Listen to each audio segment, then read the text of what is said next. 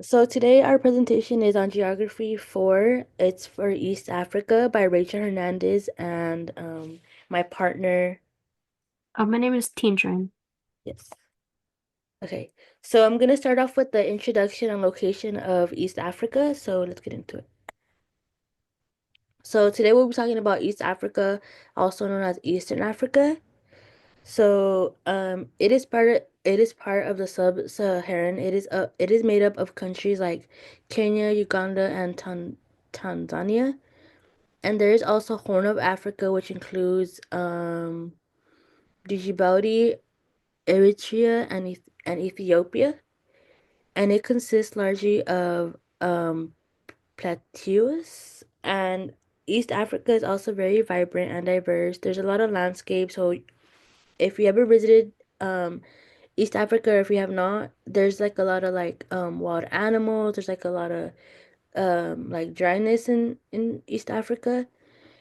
And East Africa is also very like there's a lot of savannas, mountains, and coastal areas, as shown in the pictures on the slides. And also, East Africa has a lot of cultural heritage and history, so they're really big on cultural and history. East Africa is also near the Indian Ocean coastline, which has beautiful beaches and beautiful wildlife. So you could see giraffes, lions. I believe the waters are like a clear bluish color, and the region itself has a lot of mixed languages, traditions, and ethnic groups. So we're gonna get into geography and climate. So next, geography and climate in East Africa. There is a lot of land, like I mentioned previously. There's like a lot. It's like grasses and like the sunsets are really beautiful because it's like in the middle of like nowhere. So like the sunsets are really really beautiful. So there's savannas, mountains, coastal plains, it's very diverse. Also, East Africa is home to Great Rift Valley. This goes from Ethiopia to Mozambique. And the climate in East Africa is very dry and hot due to it being like deserts and mountains and savannas. It gets really hot and dry there. And the climate can also vary from place to place. So I imagine if you're like near the desert, it's gonna get really hot, and if you're near the ocean, it's gonna be more of like a fresh, cool weather. And also East Africa also does experience wet and dry seasons. So Serengeti is a very wet country. There is rainfalls while other countries like Ethiopia have prolonged droughts. It's like very dry, and in some places, the country can get very like a lot of rainfall, or it could like it's just like a wet country. So next up, I'm gonna talk about population and major cities. So population and major cities in East Africa, there is a lot of population of diverse and growing. So the population also includes 450 million people. East Africa region has various ethnic groups and languages. So depending on where you are in East Africa, like the languages and the groups are gonna change because it differs from like country to country. And some major cities include Nairobi, capital of Kenya. This region is urban life of Darfur, and a key port city in Ababa, which is the capital of Ethiopia. There are many other major cities that include Kigali, which is the capital of Rwanda, and all the cities help serve as economic, political centers of the countries. So on the map, as you can see, there's Ethiopia, Kenya, Nairobi, Uganda, Tanzania. It all depends where you go and like the language and people like vary based off where you're at. And next up, I'm gonna be talking about languages and religions. Oh, let me see.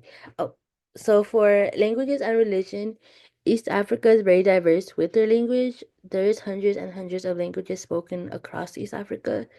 So if you're like in Ethiopia or you're in Uganda, the languages are gonna vary. So if you do go, just know that the languages do change. So most spoken languages includes Swahili, which is very commonly spoken in Kenya, Tanzania, and some parts including Uganda. And there are other major languages that also include Amharic in Ethiopia and Somali in Somalia. So, like I said before, if you go to like Uganda, they're gonna speak Swahili, and if you go to Ethiopia, they're gonna speak Amharic. So English is also spoken in some of these countries, and we're gonna go up to religion. So religion in East Africa is mainly Christian, and there's also Islam, which is the most powerful religion in parts like Kenya. And there are also many traditions, beliefs, includes afterlife, spirits, and nature, worshiping of ancestors, and many more. I did read that worshiping of ancestors and afterlife is very important to like the religion in East Africa. As seen in the pictures, they look like they are in a church, and at the bottom they are, I believe they were dancing. It was more like of a religion dance. So next up, I'm gonna be talking about cultural and social life. So culture and social life in East Africa is very diverse and rich, and it is shaped by different and various ethnic groups, language, and also traditions. So examples of culture in Kenya and Tanzania in Maasai culture, they are known for their semi-nomadic pastoral lifestyle. Social life in East Africa is very central to family and community, and it is very important. It is a very important role in cultural heritage like traditional music, dance, and also storytelling. I believe dance is a very important cultural heritage for the people in East Africa. Also, social life in the urban areas are more modernized, and rural areas are agricultural activities. These are examples of weddings. Urbanization and globalization have influenced modern lifestyles, tradition, values, and social structures, which remain deeply rooted in East African life. And research and economy. Uh, Hello everyone. Welcome to our presentation on East Africa, a regional overview. My name is Tin Tran and I'm presenting alongside Rachel. Today we'll explore East Africa natural resources, economy, history, politics, and social challenges while also looking at its future prospect. We'll go to section six about resources and economy. As you can see, East Africa has many natural resources that help its economy and make it important in the world. For example, there are large oil resources in Sudan, South Sudan, and Kenya. In addition, Tanzania and Ethiopia are known for their gold and diamond. Agriculture is also a key sector in East Africa. The region produce and export coffee, tea, sugar, and flowers, with Ethiopia and Kenya being among the world top coffee producers. Finally, another major industry in East Africa is wildlife tourism. Many visitors come to see the famous Serengeti National Park in Tanzania and Masai Mara in Kenya, which attract people from all over the world. Can I have a next slide, please? Yes, so East Africa economy mainly depends on farming, technology, and tourism. To start, agriculture is the biggest sector with many people working in farming. However, in recent years, the tech industry has been growing, especially in Nairobi, Kenya, which is now called Silicon Savannah because of its fast-growing technology sector. At the same time, tourism also plays a big role in the economy. A popular destination like Masai Mara Safari in Kenya attract visitors from all over the world, bringing in a lot of money. However, one challenge is that some countries rely too much on foreign aid and trade. This can be tricky because it makes their economy less stable if outside support decreases. Oh, I can have next slide, please. So in this chart, uh, the charts show that in 2020, the service sector share in East Africa economy was 42.4%, followed by agriculture at 34.8% and industry at 22.8%. Yep, and for here we have on the left side The Masai Mara is known for its rich wildlife and is a significant contributor to Kenya tourism industry. Can I have the next slide, please? Okay, now we go to section 7 for historical background. East Africa has a long and rich history going back to one of Africa's earliest great empires, the Kingdom of Aksum in Ethiopia.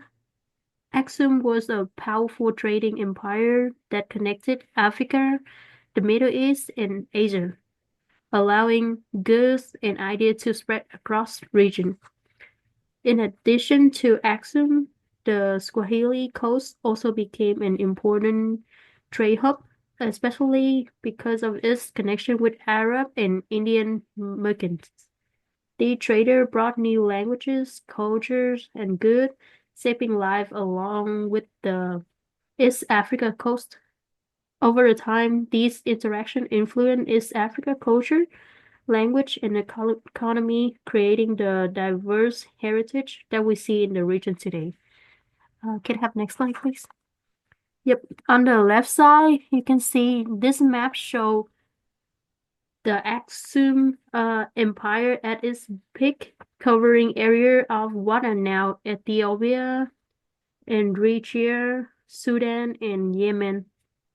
And on the right side, we have the photo show the ancient ruins of the Aksumite civilization in Ethiopia, including its famous tall stele and the remains of old temples. In this slide, we talk about colonization and independence movement. In the 19th and 20th century, European powers took over of East Africa, dividing the region among themselves. For example, Prestige controlled Kenya, Uganda, and Tanzania, while Germany ruled part of Rwanda, Burundi, and Tanzania. Meanwhile, Italy took control of Ethiopia and Somalia. However, by the mid-20th century, 20, people in East Africa started to fight for their freedom. One of the most important events was Kenya Mau Rebellion, which played a big role in ending British colonial rule. At the same time, Ethiopia successfully defended itself against Italian, keeping their independence. Can I have the next slide, please? Okay, so in this, on the left side, you can see the map illustrate the division of African territories among European powers as of 1914, highlight which country control region in East Africa. And on the right side, there's an image capturing a protest scene in Kenya with demonstrator and riot police present. Can I have the next one? Okay, now we move to section 8, political system and issue. Today, East Africa has a mix of democratic and autocratic governments. Some countries like Kenya, Tanzania, and Uganda have more stable democracy, where people can vote for their leaders. However, other countries such as Somalia, Sudan, and South Sudan continue to struggle with political instability, with frequent conflict and weak governments. In addition, Ethiopia has also faced internal conflicts, especially in the Tigray region, which has caused tension in recent years. To help promote peace and development, the Africa Union AU, which is headquartered in Ethiopia, play an important role in supporting stability across the continent. Can I have next slide, please?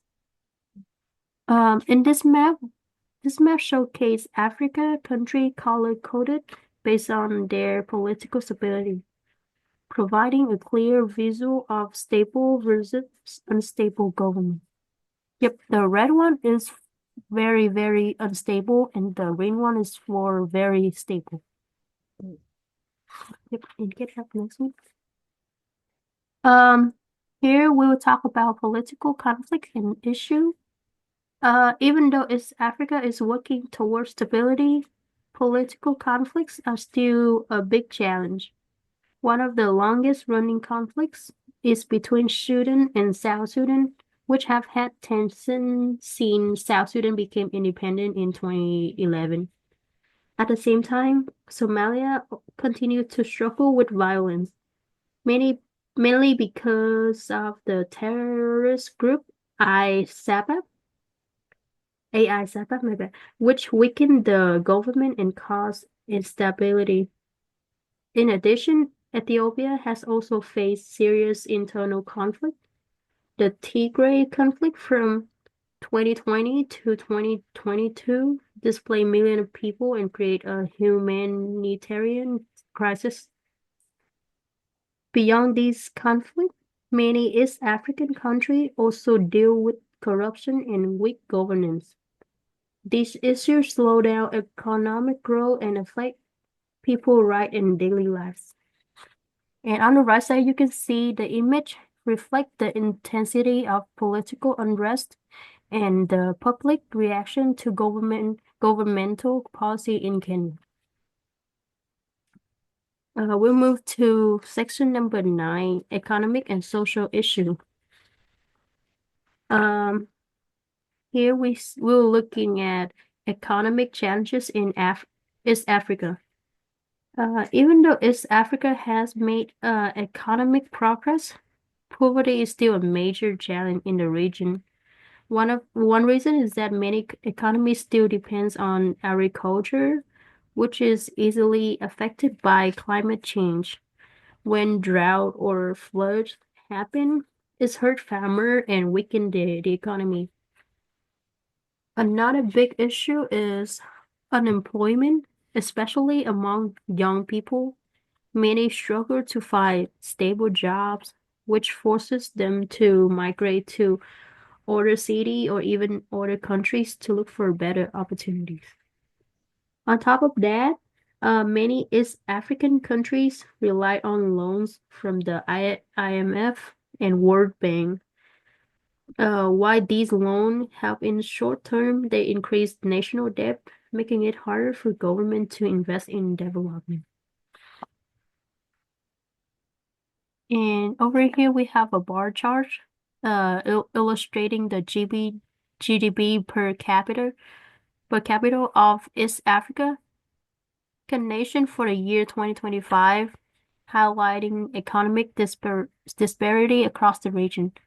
The chart indicated that Seychelles had the highest GDP per capita in East Africa in 2025, amounting to like $22,000, followed by Mauritius.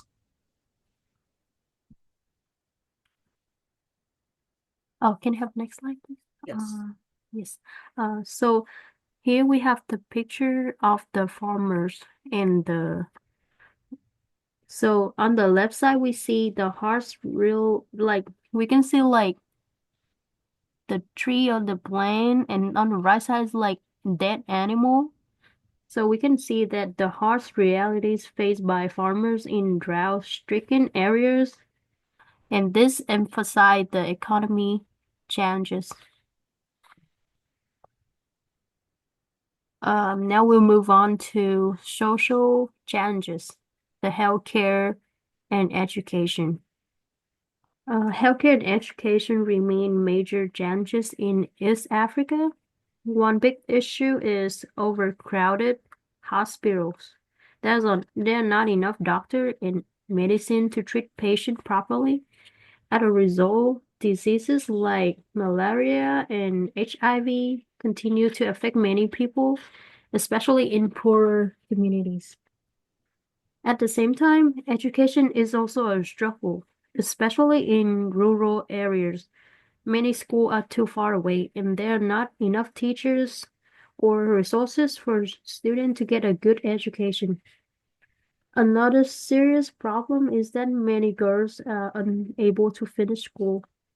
This is often due to child marriage and lack of support for female education, which limit their future opportunity. Here we have the two of the image. The left side, the image show the patient resting on the floor due to the overcrowding in the hospital in Amiria, northeastern Uganda. And this illustrates the challenges faced by the healthcare system in the region. On the right side, we have the map. Um, this is the visual representation of literacy rate across the world, allowing for comparison between East Africa country and the global average. If we take a look at East Africa, it's also like yellow and like red, and then some of the place blue, but then we can see like the literacy rate over there is still like very low. And now we move to the next section about challenges and future prospect. Um, Even though East Africa has many challenges, there are also big opportunities for growth. One of the fastest growing industry is technology, especially in Nairobi, Kenya. More company and startup are creating new jobs and innovations in the region. At the same time, country are using more renewable energy like solar and hydropower to produce pollution and build a better future. Another good change in Africa Union Free Trade Agreement, which help business grows and make trade easier between countries. However, to reach the full potential, is Africa still need to solve problems like political instability and climate change. Um, On the left side, we can see Nairobi contemporary skyline, showcasing its modern skyscraper and urban development, symbolizing the city economic growth and modernization. And on the right side, we can see a solar energy installation in Kenya, highlighting the country commitment to renewable energy and sustainable development. Now we're moving on to the conclusion and summary. And Rachel should be in charge of this. Yes. So East Africa, a region of challenges and opportunities, um, it is rich in history and cultural diversity, which is home to ancient civilizations like Aksum and included by Arab and European colonization. The second one is geographical significance, which is features the Great Rift Valley, Mount Kilimanjaro, and Lake Victoria with diverse ecosystems. The third one being economic strengths, so agricultural, tourism, tech industries, they are all growing, but economic disparities do remain. The fourth one, which is political instability and challenges, is some nations face conflicts, corruption, and governance issues, as seen in the previous slides. Social progress and struggles, which is healthcare, education, gender equality, are improving but still need support. And our last point is going to be future potential, which is urbanization, tech innovation, and economical reforms, which they could lead to stronger regional growth. And this is our presentation for East Africa for Geography 4, which is Rachel Hernandez and my partner, Teen Tran. Mhm. Okay. Okay. Thank you all for listening. Thank you guys.